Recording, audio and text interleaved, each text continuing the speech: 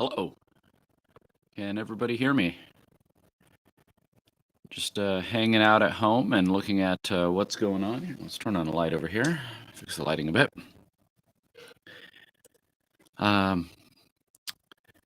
Legislature's coming in just a few minutes. Both the House and Senate will convene at 11 or 10:30 Mountain Time. Still not quite focused yet. But I've thought I'd just hang out. Wife and children are all at an event. Older children are at school, and I'm here in my home office getting some work done. So, in case anybody wanted to hang out, let me show you what I'm working on here. Let's bring up the screen. I'll bring up the legislature once it starts in a few minutes. Screen share, select that one, and allow. All right, so for today's article, I was thinking of writing about some of the bills that have still been yet to be heard in their committees. They're stuck in the drawers, as people say. And so I put together this spreadsheet, just pasted everything from the bill website into here, cleared out some of the leftover junk.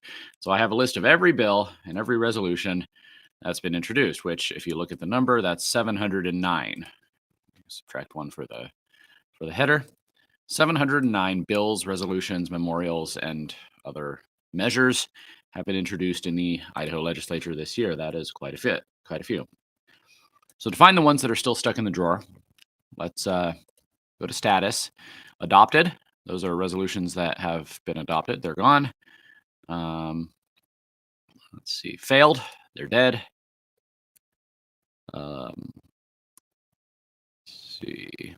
Law means they've been passed. President sign means it's on its way to being headed to the governor.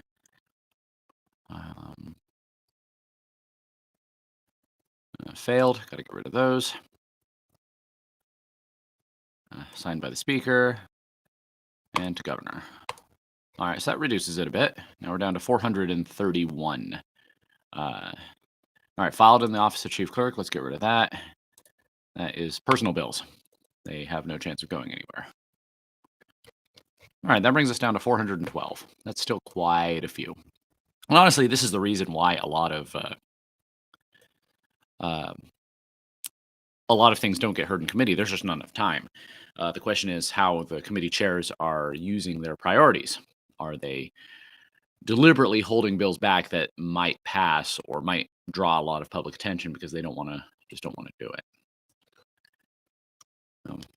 Things like this, the parental choice tax credit. That House Bill 39 was the original version of the parental choice tax credit. It was later reintroduced as House Bill 93 and passed and is signed and is law, or will be law on July 1st or whatever. So yeah, a lot of them are like this as well.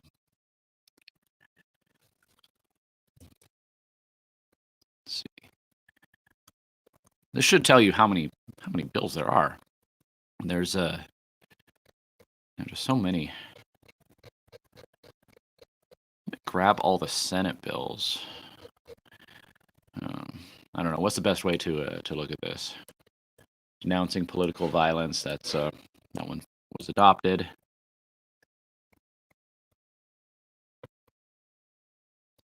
The Obergefell one, saying that we need to overturn Obergefell, which established gay marriage.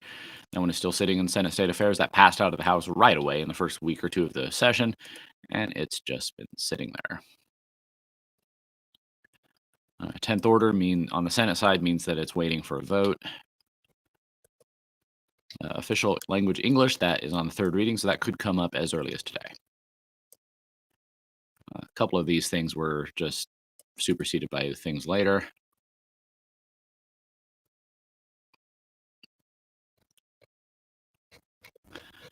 It's state affairs that really have the most interesting ones, so let's narrow this down. Do a text search. Contains STF.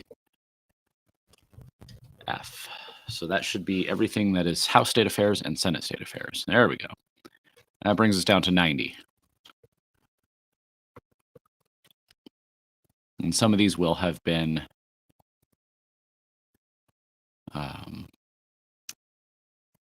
superseded. Like I said, here we go. House Bill 98.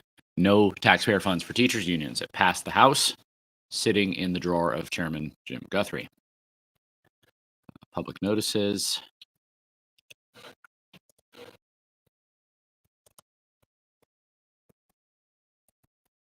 Public comment at meetings. I think that one was superseded.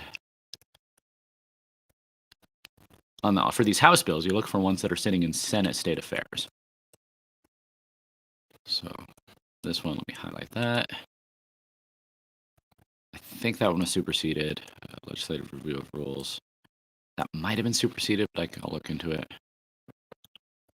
Sexual exhibition, civil action. And then all right, all of these are waiting in Senate State Affairs. State assets, foreign adversaries. Yeah, there was another one up there for that.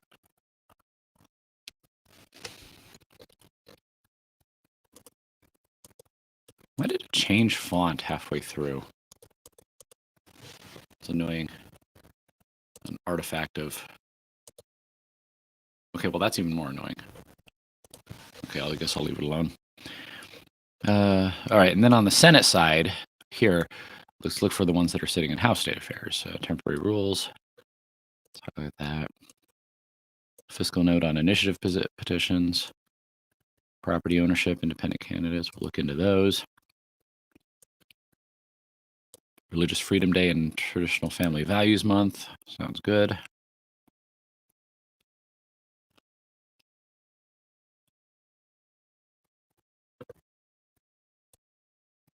There was another one. Where's E-Verify? I know that one's still in House State Affairs.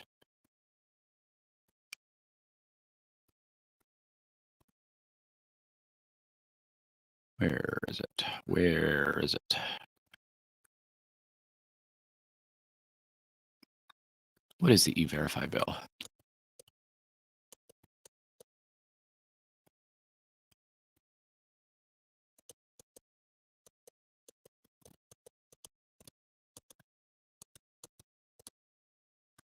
I'm not seeing it. I wonder if one of my... I just closed it off because last I knew it was in House State Affairs.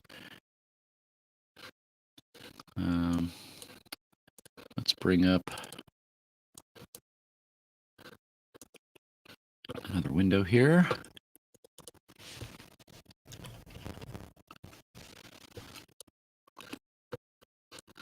And switch. Here, I'll switch so you can see what I'm looking at.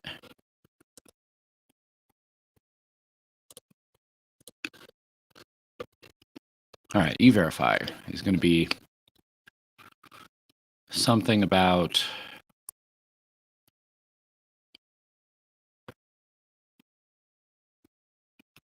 immigration or employment verification.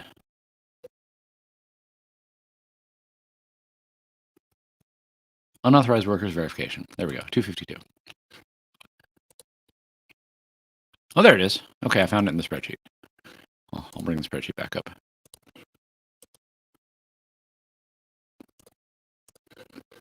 Right there. Right there. All right, so now if I sort by the ones that are highlighted, that gives me 18 bills that look like they're might be interesting to look into to see why they're still stuck where they are.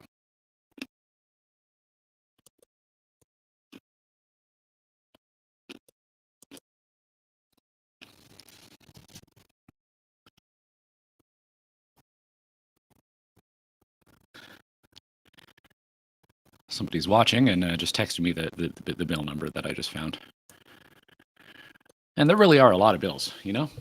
There's over 700 measures that have been introduced this year. And oh, hey, there's chat there. All right, let me answer some questions here then. Question about Idaho's relationship with Taiwan. Someone's asking about. Let me bring up the list of bills again. If I can find it, I've got too many windows open.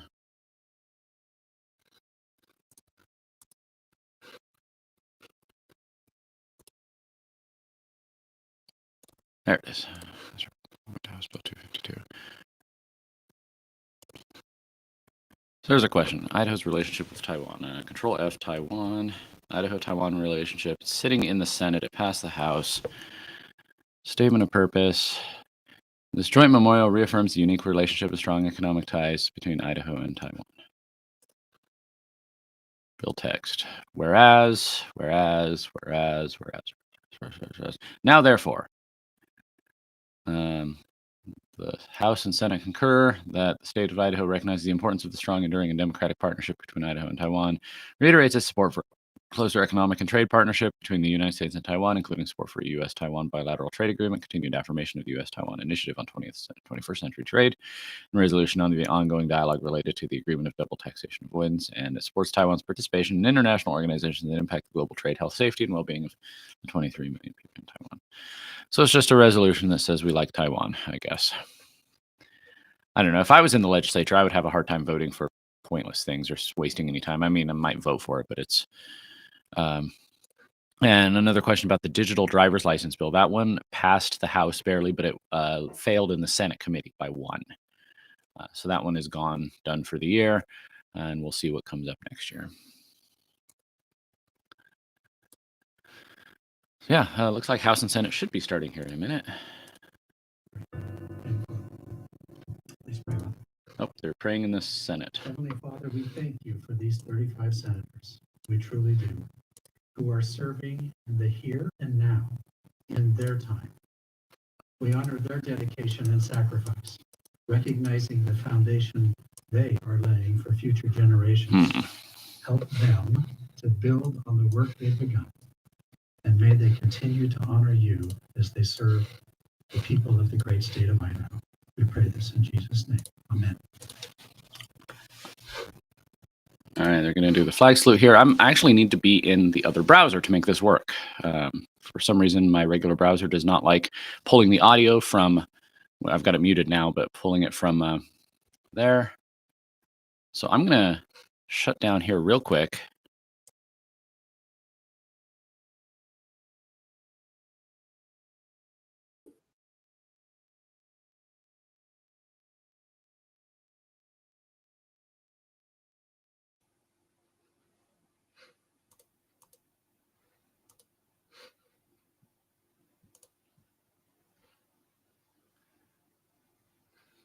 Close that.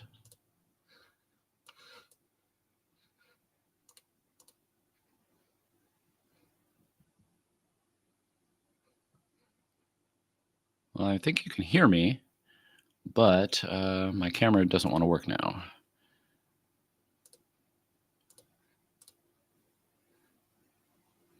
All right, there we go. Now, I should be able to share the screen of the legislature and share audio. So now you should be able to hear Jennifer Novak, the Senate Secretary. Will be referred to the Education Committee. Senate Bill 1189 will be referred to the Health and Welfare Committee. There we go. March Can you hear 24, Speaker and the Secretary, or the The President? Judiciary and Rules Committee reports that enrolled Senate Bill 1021, as amended in the House, was delivered to the Office of the Governor at 3:35 p.m. March 24, 2025. Lakey, Chairman. That correspondence will be filed in the Office of the Senate Secretary. March 24, 2025. The Finance Committee reports out Senate Bill 1185 and recommend that it do pass. Grow, Chairman. Having received a due pass recommendation, Senate Bill 1185 will be referred to the 12th order of business for the second reading. March 24, 2025. The Education Committee reports out House Bill 396, 397. All right, I'm going to mute that for now. But if you've never listened to the House or the Senate, it's a lot of it is kind of just tedious stuff, but it's important stuff because this is the process by which our legislature works. A bill, has the first reading. First it has the print hearing, and if it passes that, it's printed as a bill. It has the first reading in the House or the Senate, in this case the Senate, and it's referred to a committee. The committee has that public hearing where you can come and testify. If it passes there, it goes back to the House, and the Secretary has to read that, yes, the committee reports that this bill has been sent to the floor with a due pass recommendation, and then it is filed for second reading, and then it's read a second time, usually just by the number and title. and then it goes to the third reading, and that's when it comes up for a vote. So all these things, these kind of tedious things that they do, is part of the process, because they have to dot all the I's and check all the T's, or whatever, cross all the T's, and that involves moving these bills from one place to another properly.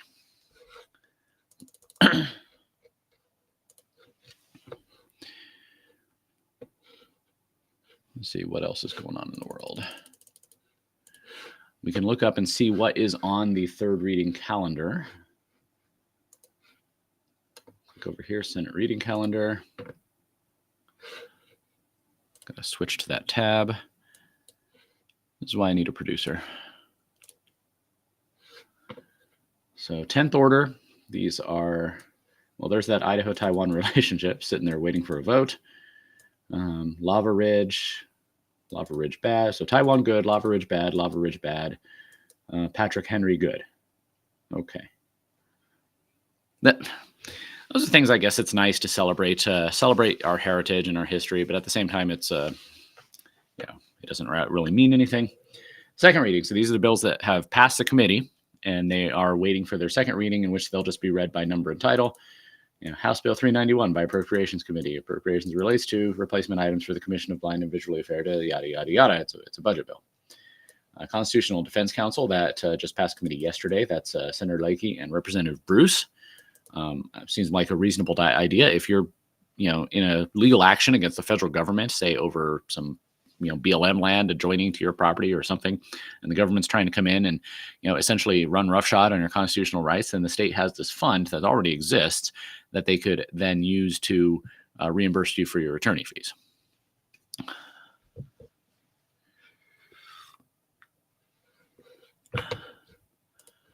Yeah, good point. If our school system is trying to eradicate our heritage, then I don't know. Maybe that makes it so we need to work harder to do these things. Not like school children are sitting watching the 10th order of the Senate. But, anyway, and then so any of these bills on second reading could come up. The House has done this more lately. The Senate not quite as often, but they'll just rearrange the bills and pull them from second reading and put them on third reading. And to do that, it requires suspending the rules, because the rules say that it has to be read on 3 separate days. But it only takes a 2/3 majority to suspend the rules. So with a 2/3 majority, they can take a bill off of the second reading calendar and bring it to the third reading for a vote. A few of the conservatives have been voting against that just on principle, saying, hey, let's just do the bills in order.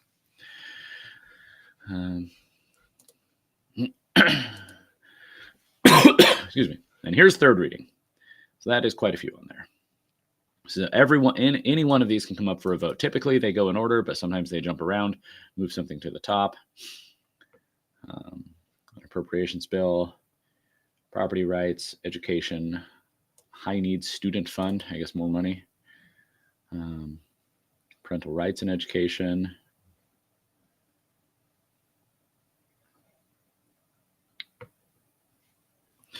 Yeah, so that's what could be coming up. And then over here you have the 14th order is bills that are waiting for amendment, potential amendment. Sometimes they come out of here without an amendment. As you see here, Senator Ricks's bill on broadband infrastructure has an amendment that has been filed. The amendment, they don't just amend it from the floor. I think they technically can, but they don't. They wait for the person who wants to make an amendment will file that amendment with the secretary, and it needs a second. So it'll be moved and seconded that the amendment be adopted. And then they have a chance to do it. Sometimes there's multiple amendments, amendment 1, 2, 3, in which case they go in order. If the first one passes, any contradictory, conflicting amendments are discarded. If the first one fails, then the next one comes out.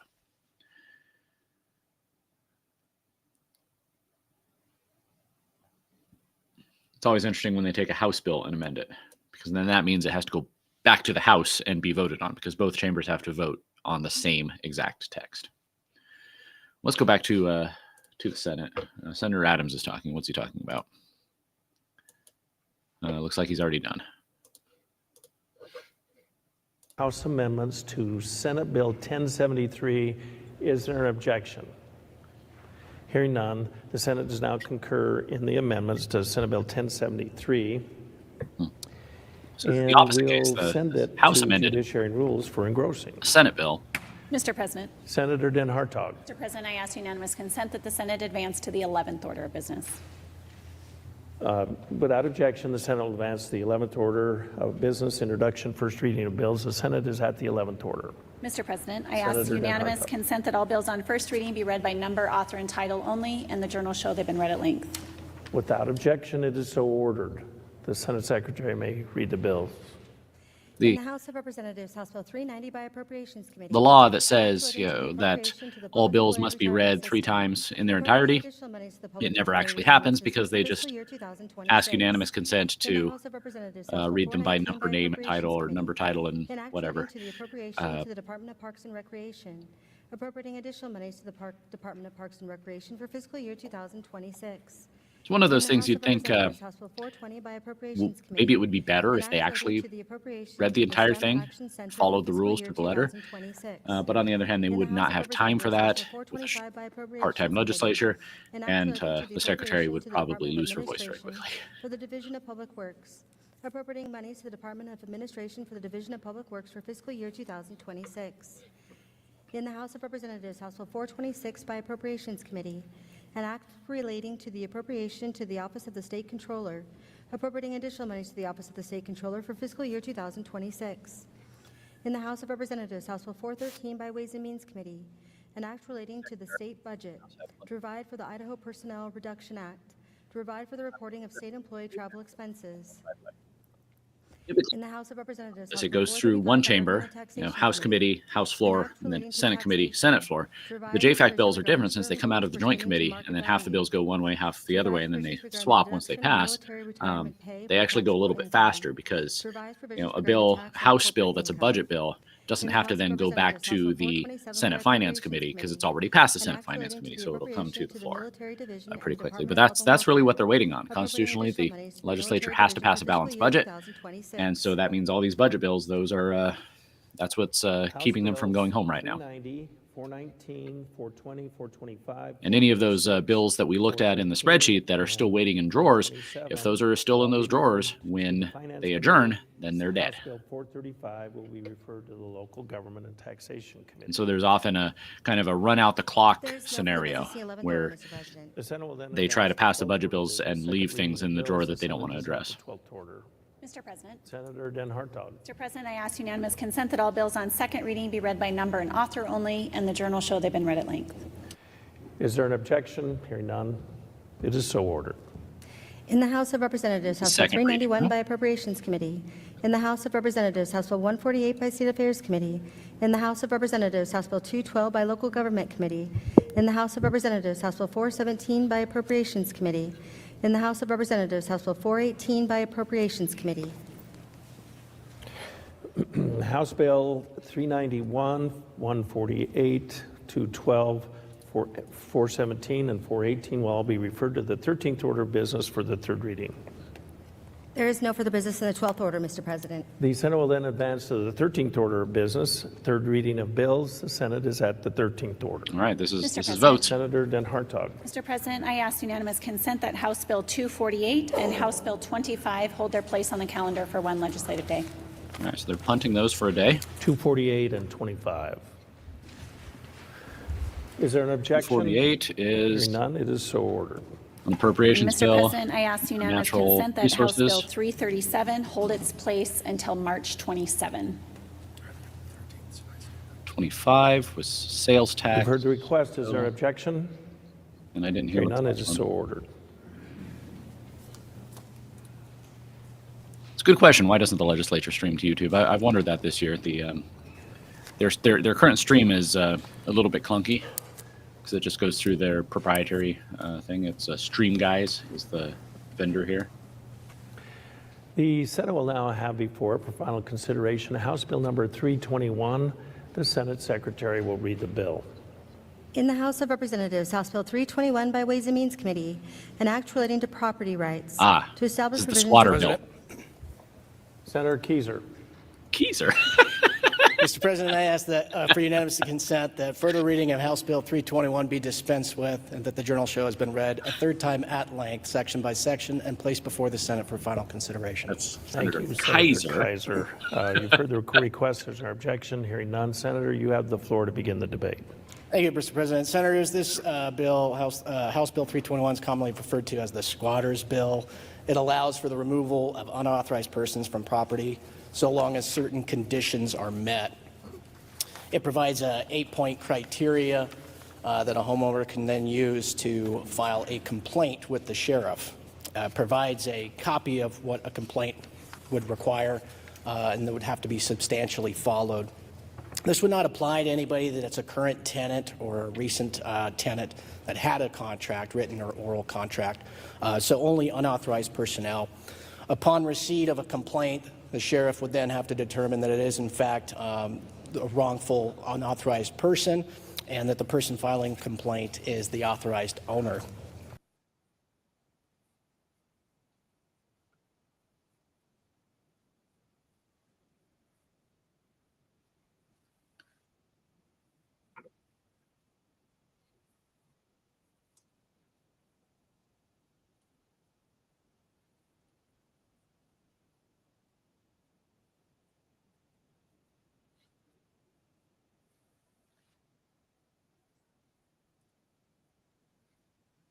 Sorry about that. I was trying to put up an image of the bill, but that knocked out the screen share.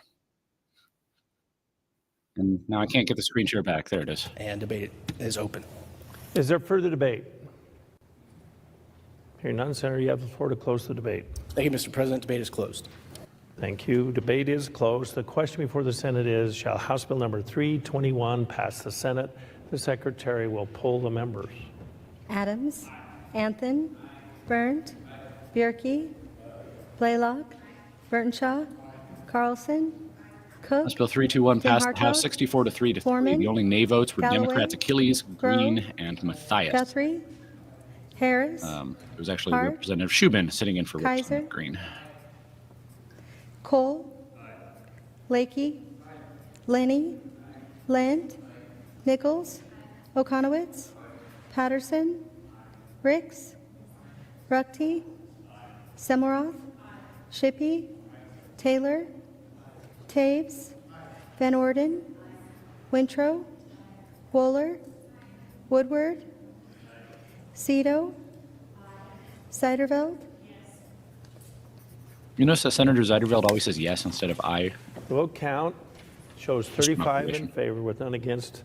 35 to Majority nothing. voted in the affirmative. House Bill number 321 has passed the Senate. Hearing no correction to title, the title is approved and the bill will be returned to the House of Representatives. The Senate will now have before it for final consideration Senate Bill 291.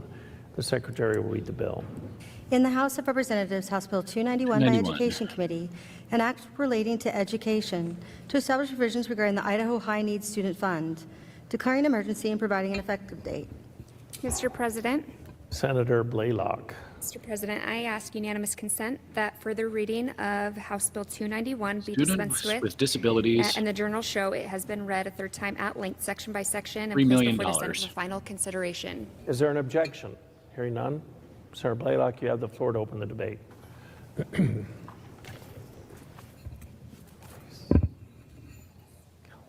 Yes, okay, thank you. I'll let her explain it Senators, and what we'll you fill have in before you whatever. is House Bill 291, which creates a high-need student fund.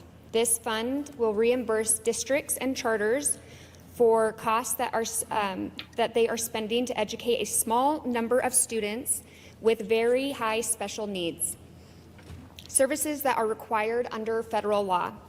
At its core, House Bill 291 is about fulfilling our constitutional responsibility to maintain a public school system that serves every child in Idaho with no exceptions. This is a bill about honoring our uniquely American belief that every child deserves access to education, not just the ones that are easy to teach or inexpensive to serve. This is a commitment to education. This commitment to education means that we educate students with varying disabilities in our public schools. The vast majority of those students who fall under special education thrive in the environments our local schools have created for them. This bill helps school districts educate the small number of special needs education students who fall under the category of high need.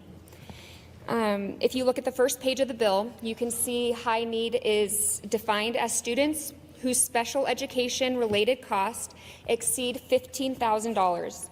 Costs that are directly tied to their individualized education plan or IEP, and not covered by other funding sources like Medicaid.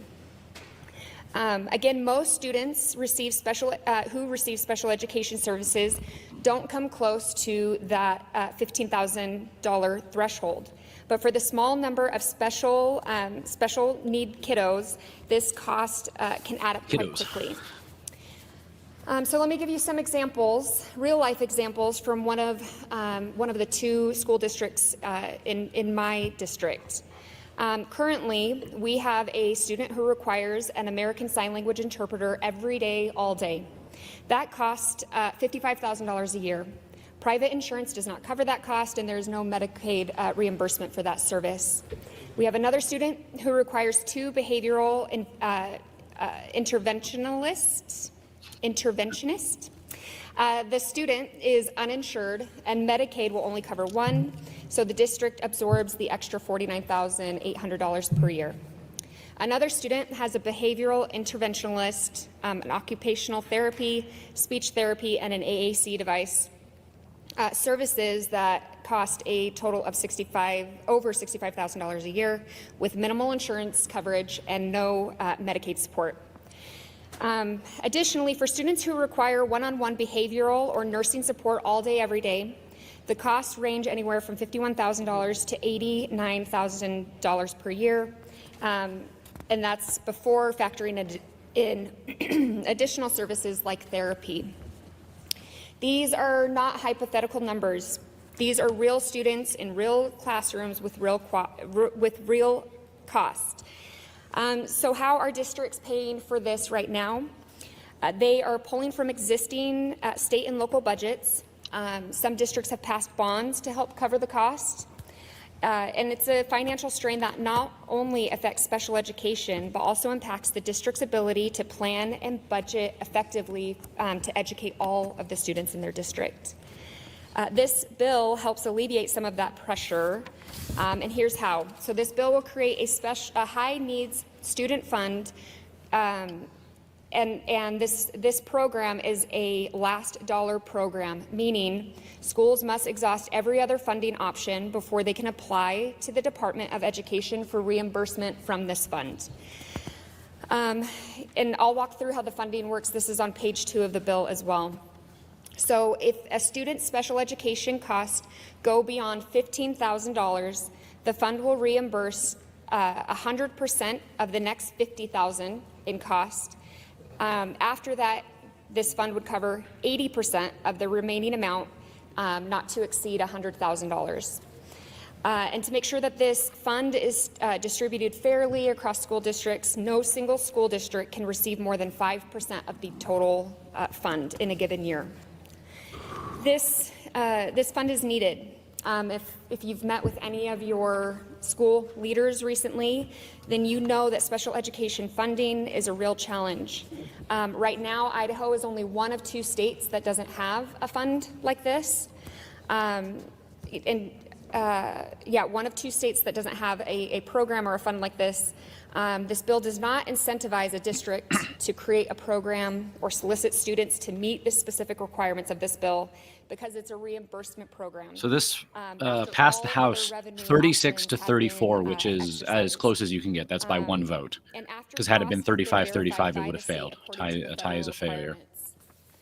All the conservatives voted against it, even those that some people think are not conservative, the people who get the 60s and 70s and 80s in the Idaho Freedom Index. Meanwhile, the Democrats voted for it along with those who are perhaps more moderate Republicans.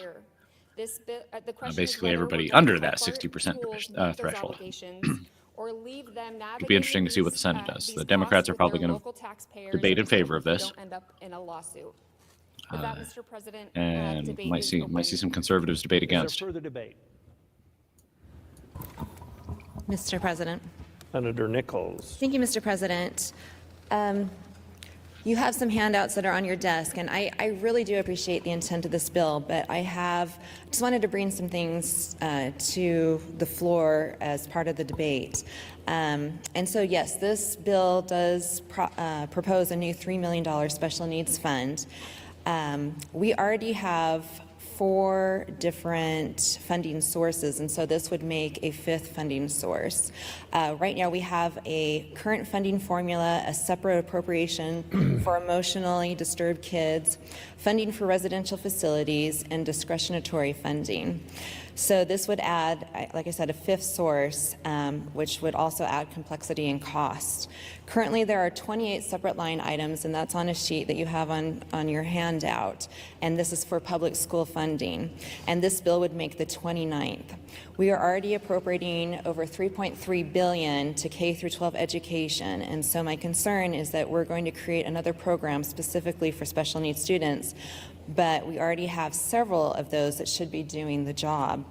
The real concern here that I have, though, is how this bill contributes to the broader issue of government growth. The Office of Performance Evaluation has suggested that special needs could absorb $82.2 million in funding, and this is exactly how government grows. It starts out small, so $3 million in this case for funding, and then increases every year like we've seen in other examples. On one of your handouts, you'll see that there's a literacy line item, and we just added with Senate Bill 1069 an additional $5 million, and that was for the literacy program, bringing the total to over $78 million. Yet despite this increase of spending, we are not seeing the improving outcome results. So, Well, Senator Blaylock says, reducing things the like programs and more funding and more interpreter government for American bureaucracy. Sign Language, These or programs, like I said, most of them are very well looking at the bill here. but they expand year after year without results or accountability, ultimately leading to more government. It's not and more actually taxpayer saying dollars what the being money's spent with used little for, to but no the return in our student with a investment. disability includes My concern cognitive is, as we impairments, go hearing down loss, this path, deafness, speech or that language we are impairments, going to visual continue impairments, blindness, to deaf blindness, grow serious government emotional without real disturbance, results orthopedic for our impairments, severe or children. multiple disabilities, autism, traumatic So brain instead of injury, creating a new developmental delay, or program every year, we should be specific learning focusing on disabilities who consolidating require special overlapping education and programs related transferring services. already existing funds and making existing programs work better, not through. I agree, and it sounds like Senator Nichols agrees too. So I'm concerned that, again, that another program will continue to trend the expansion of government and spending, and that we aren't going to be getting the results that we are wanting from this. I do want to make sure, we help kids, but I think we have funds in other programs that we can already utilize, like I said, with the other 4 funding sources that we have for special education. And that's where my concern comes into play, is that we will just be creating another one that we're going to be adding more money to, and it might start with $3 million now, but it will probably increase. There was a few handouts that were given, and like I said, I really want to hone in on the $82.2 million that. Yeah, Senator Nichols' point is that there's already a bunch of funding for these things. Senator Blaylock's point was that this is the last dollar fund, so they have to do those before this one. So it's just essentially additional funding for special education. I think Senator Nichols is right, though. This is the sort of thing that, okay, it sounds like a good idea, and it's not that much money, but you create the program, and then it grows and grows and grows Is and there grows. further debate? Mr. President, Senator Lent, you debate the bill. you have the floor, Lent, Senator. he's going to go for this, right? Thank the senator from 10, and if you would, look at that number, 82.2 million. I would want to be careful when I would say little or no return if I was speaking to a parent of a student who benefited from these dollars. One of the Yes, effects yes, when Senator we Lent. change the way we fund People who benefit education from public money will appreciate public money. specialized That's a education truism. That's a is circular that argument. We'll see more and more of those students who are not accepted at those schools. That was the argument yesterday in the Senate Education Committee, Senator Lent's committee, for the Empowering Parents Grant. There was a bill before them to eliminate it, and almost all the testimony was from either students who were able to buy stuff with Empowering Parents money, or vendors who sold stuff to students and families with Empowering Parents money. So yeah, that's all financial incentive. They get it from property taxes.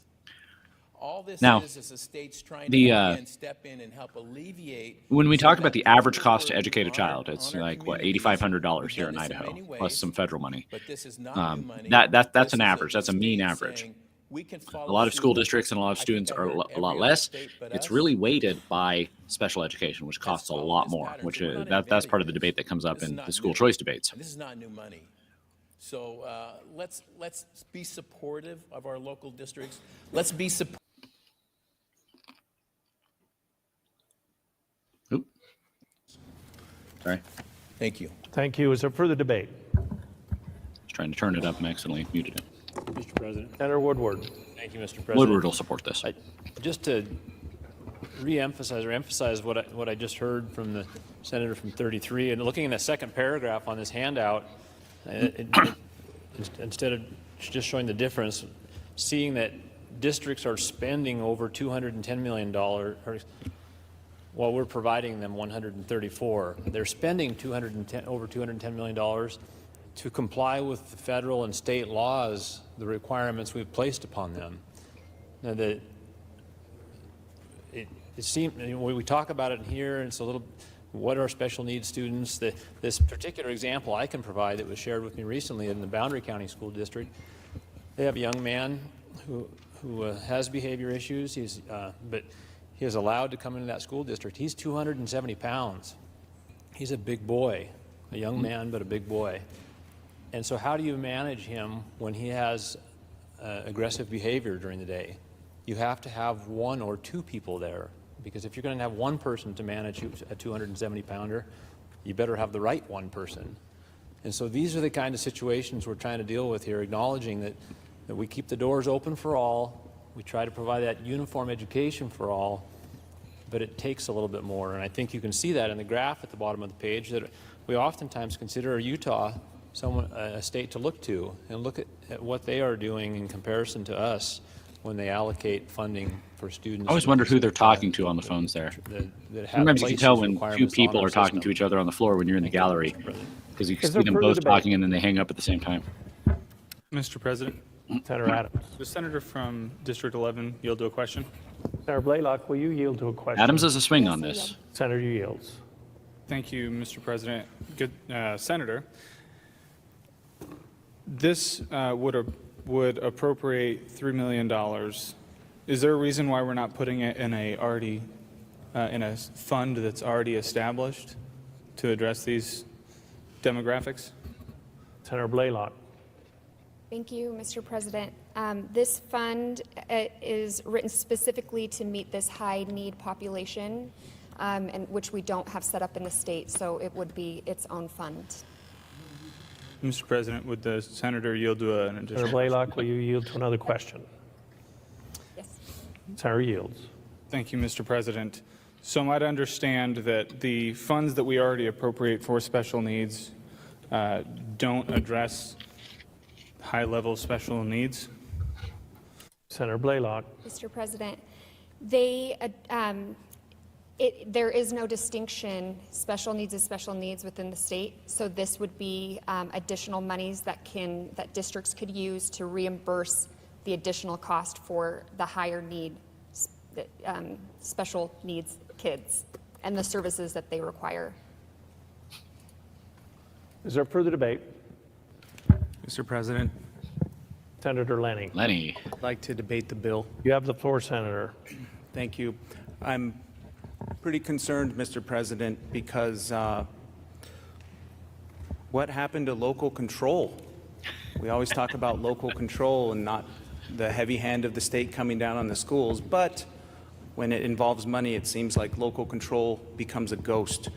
You know, as was stated by the senator from 10, this adds $3 million to a little over $3 billion, which I think is unwise because it seems to fly in the face of what's going on at the national level. We're closing the Department of Education. We got the Trump train going full steam ahead, and this bill seems like a little sidecar pumping, going the opposite direction.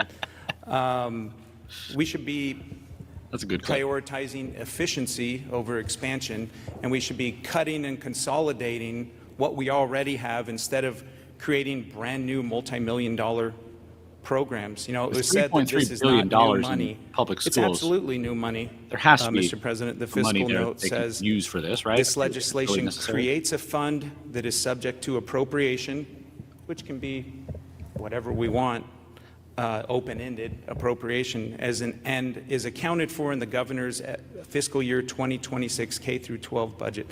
It's absolutely new money, creating a new fund. The public school system right now has never had more money ever than they have right now. So again, we should be consolidating, cutting, and focusing on efficiency, not creating brand new programs out of nowhere. Thank you, Mr. President. No Democrats. For the debate. Yep. Mr. President. Senator Van Orden. Thank you, Mr. President. Just a few comments Senator Van Orden to will be for this, I'm sure. the debate that's already happened. This is most of our funds for special needs students come from the federal level under the Individuals with Disabilities Act. And as the good senator from 13 said, there is a lot going on at the federal level. And with the dismantling of the Department of Education, Oh, here it comes. it's been said that they are going to keep the Individuals with the Disabilities Act, but they are going to remove what's called the Office of Civil Rights within the Department of Education. So we are still going to cutting back, have so some we need to pay more in requirements Idaho. to meet. And I don't know if we don't know if the funding is going to be coming. So for us to be able to meet those needs for those students in the future, we're going to have something like this. And is it going to be filled with $82.2 million? No, it's not. The districts will still get some, but we need to help them because that's what we're trying to do now. And these students, when you talk about a return on investment for these students, I don't know what that looks like because these are special needs students and the districts are trying to meet their needs the best that they can. But a return on investment is not like a regular student return on investment. The return on investment is meeting the needs of these students. So I feel like this fund is needed. However, how much goes in there that's up to JFAC to be able to do that. Well, you know how this So works. I would support Create the program, fund this it bill. a tiny Thank you. bit, and it only ever grows. Is there further debate? Senator Nichols said. Mr. President, Senator Ricks. to debate in favor of the bill. You have the floor, Senator. Senators, I worked for 15 years in a disability services office at a university. I worked with a number of students. Senator I Ricks provided before this, technical probably going to pass support for them. barely 18 or 19 or 20 votes. Assistive technology type things. I see a lot of the money that could be used in this area would be going to students like that. To provide services for deaf and hard of hearing students are expensive. Captioners or sign language are very expensive. In fact, captioning is something that's used here in the State House. If you bring up the video of this session right now, you can click the button and do the transcriptions underneath. Somebody behind the system is typing up what we're saying. I don't think you can do that on the way I'm Those services streaming do it. cost a lot. I also worked with blind and low vision students. There are special screen readers that are used. But I'm just that stealing the stream say directly everything from that's on the screen. not So stealing, grabbing the a stream blind directly from person the IPTV can read that real website. fast back to them. But some of this technology and these services help the kids get on an equal playing field. they're not able to do that without some additional assistive technology or other people helping them in some situations. This helps our students who are in this category become productive and be self-sufficient later on. The students in the college setting that had a little bit of this help and this technology, when they came into the college setting, were far ahead of others who did not have that. But I think this is a good use of our funds, and I think it will help the students that really need this. I urge your support. Thank you. That's the argument, isn't it? Thank you. Is People there need further it, so we debate? should spend taxpayer money. Hearing none. Senator Blaylock, you're recognized to close the debate. Thank you, Mr. President. So predictions. Senators that debated this bill. Just a couple points. I think it gets 20 votes. Again, the schools are required to educate all students that walk through their door. And we're not talking about general special needs.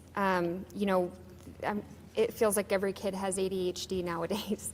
We're not talking about those kids. They fall under the normal funding mechanisms that we have in place. We are talking about high-need students. And what I like about this bill and why I think it is responsible is the district has skin in the game for these students. They have to pay the first $15,000 out of their funds. And if there's anything on top of that, then they can apply to be reimbursed. And it's a reimbursement because they have to pay the bill in the first place.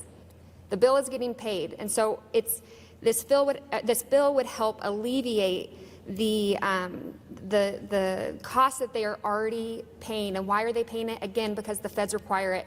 And it's probably cheaper to pay that than to go fight a lawsuit. I want to make a couple points. I know there were some that this would be a fifth funding source. It would be a fifth funding source, but again, it's the last funding source. Everything else has to be exhausted, from private insurance to Medicaid to any other funding grants that they have within their district. Anything that could help cover these costs, they have to submit all of that to the district. The district can then determine that they are going to get a reimbursement. Again, not funds to here's money and go spend it how you want. This is a reimbursement for costs that they've already paid for. And when we talk about the Department of Education at the federal level, there's a lot of unknowns there. I mean, I hate to say it, but Idaho is a welfare state. We get more back from the feds than we give to them. To the tune of almost $300 million is what we're going to be short.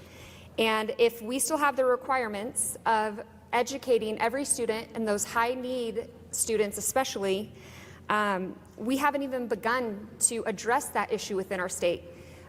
Again, we're one of 2 states that doesn't have this fund. If we have those same requirements, that will be a big issue for our state when we're addressing where we're going to cut. I think this is the right thing to do.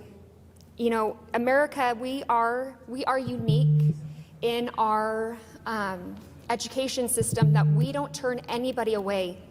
And that, sorry, my phone is propping my mic up and someone's calling me. I am so sorry. So if you want some appropriation, you need to fix the microphone in America. And these again, that is chambers. unique to our country. Not every country does that.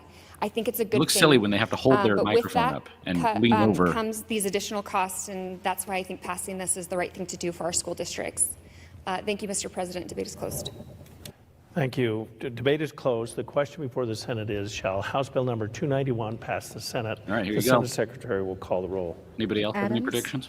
Anthem, Byrne, Bierke, Blaylock, Burtonshaw, Carlson, Cook, Den Hartog, Foreman, Galloway, Grow, Guthrie, Nay from Grow, my senator. Harris, Hart, Kaiser, Cole, Lakey, Lenny, Lind, Nichols, Okonowitz, Patterson, Ricks, Ruckty, Semmelroth, Shippey, Taylor, Tabes, Van Orden, Wintrow, Bowler, Woodward, Cito, Seiderveld,